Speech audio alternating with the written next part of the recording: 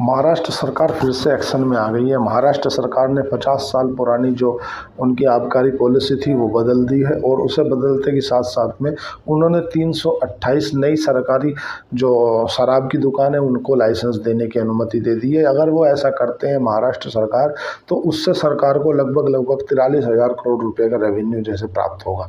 तो आज वही इनफैक्ट देखने के लिए शेयर बाजार में मिला कि आपको जितनी भी रेडिको, यूनाइटेड स्पिरिट्स से रिलेटेड जो लीकर से रिलेटेड कंपनियां थी वे सभी की सभी मूवमेंट में नजर आई। होता क्या था, अभी से पहले जो महाराष्ट्र सरकार में जो उनके यहाँ नियम चल रहा था वो नियम ये था कि भाई जैसे जो पहले एक बार आवंटित कर दी दुकान वही कंटिन्यू कर रहते रहेगी जिसकी कर दी वैसे, और नई दुकानों का कोई प्रतिबंधित नहीं था। अगली बार पॉलिसी में 10% या 5% बढ़ा के सरकार को रेवेन्यू दो और कंटिन्यू चला सकते थे, ऐसा नियम था।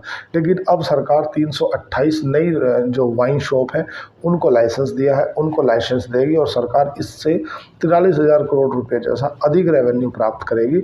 ये महाराष्ट्र सरकार ने बात देखा, पहले भी उन्होंने किसी एक तो चीज़ को प्रतिबंध कर दिया गया था कि भाई हम उस पर एक्शन ले रहे हैं।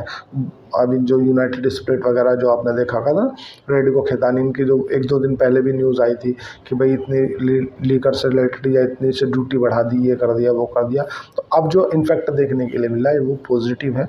अगर बात करें डोनाल्ड ट्रंप को जो $100 बिलियन का राजस्व प्राप्त हुआ है वो एक तरह से जोड़ तोड़ वाली सरकार है, क्योंकि ज़्यादा दिन चलेगा नहीं, क्योंकि लोग महंगाई के चलते डोनाल्ड ट्रंप को ही उखाड़ फेंकना पसंद करेंगे।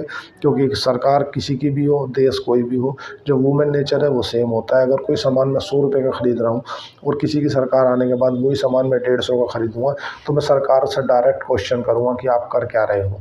अगर इस तरह से कंपनी नुकसान देखने के लिए मिल रहा है, आप बेमतलब कि अड़ोसी से पड़ोसी यूरोपियन यूनियन से सभी देशों के आप टैरिफ लगा रहे हो, आप ऐसे देश के ऊपर भी टैरिफ लगा रहे हो जहाँ पे आदमी नहीं रहते, वहाँ पेंगुइन रहती है।